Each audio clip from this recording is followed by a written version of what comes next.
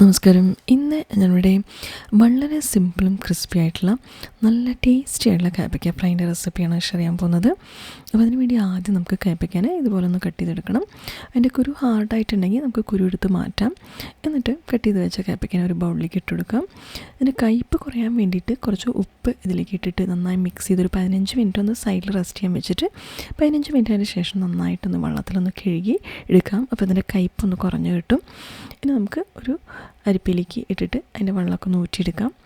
ഇനി വേറെ ഒരു ബൗളിൽ ഇതിലേക്ക് കുറച്ച് വെള്ളം ഒഴിച്ചു കൊടുക്കുന്നുണ്ട്. അതിലേക്ക് ഞാൻ 1 ടീസ്പൂൺ മുളക് പൊടി, 1/4 ടീസ്പൂൺ മഞ്ഞൾപ്പൊടി, പാകത്തിന് ഉപ്പിട്ടിട്ട് വെള്ളം തിളച്ച് വരുമ്പോൾ ഈ കഴുകി നമ്മൾ കട്ട് ചെയ്ത് വെച്ച കയ്പ്പയ്ക്കാൻ അതിലേക്ക് ഇട്ടിട്ട് ഒരു 5 മിനിറ്റ് മീഡിയം ഫ്ലെയിമിൽ പകുതി വെവുന്ന വരെ ഒന്ന് നമുക്ക് തിളപ്പിക്കണം.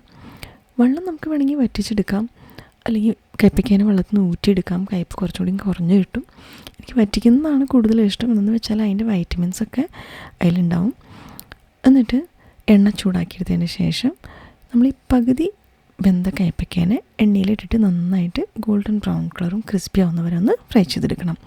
അപ്പോൾ നമ്മുടെ ടേസ്റ്റി ആയിട്ടുള്ള നല്ല ക്രഞ്ചി ആയിട്ടുള്ള കയ്പ്പയ്ക്ക ഫ്രൈ ഇവിടെ റെഡി ആയിട്ടുണ്ട്. ചൂട് ചോറും പരിപ്പിൻ്റെ കൂടെയും കഴിക്കാൻ നല്ല ടേസ്റ്റി ആയിരിക്കും. അല്ലെങ്കിൽ നമുക്ക് വെറുതെ ഒരു ഹെൽത്തി സ്നാക്കായിട്ടും ഇതിന് കഴിക്കാവുന്നതാണ്.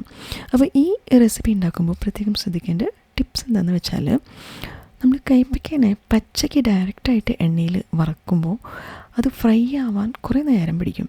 അത് നമ്മൾ പകുതി വെന്തിട്ട് ഇതുപോലെ ഉപ്പും മഞ്ഞപ്പൊടിയും ഒക്കെ ഇട്ടിട്ട് മുളക് പൊടിയൊക്കെ ഇട്ടിട്ട് പകുതി വെപ്പിച്ചെടുത്തതിന് ശേഷം നമുക്കതിനെ ഫ്രൈ ചെയ്യുമ്പോൾ പെട്ടെന്ന് തന്നെ അത് ക്രിസ്പിയായി കിട്ടുന്നതായിരിക്കും.